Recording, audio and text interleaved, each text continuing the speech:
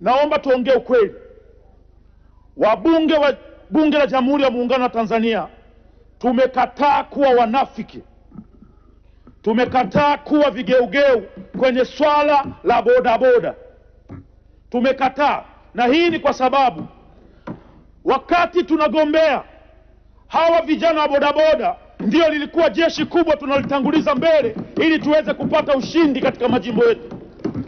Kwa hiyo linapotokea jambo lolote ambalo linawahusu bodaboda, linawahusu watu ambao tuliwategemea wakati tunatafuta vyeo hivi kuja kukaa kwenye viti vyekundu, lazima tulijadili kwa kina kuona namna ya kuepushia mzigo.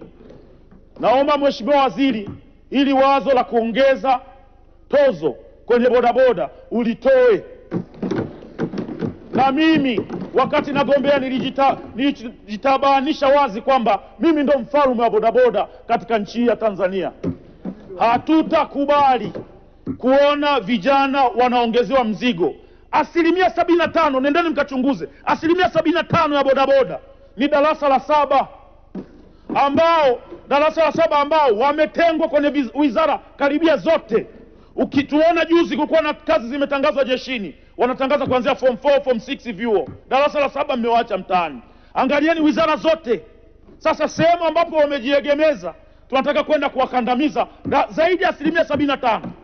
Na mimi ni darasa la 7 niko humu ndani. Siwezi kuwageuka ndugu zangu. Siwezi kuwageuka.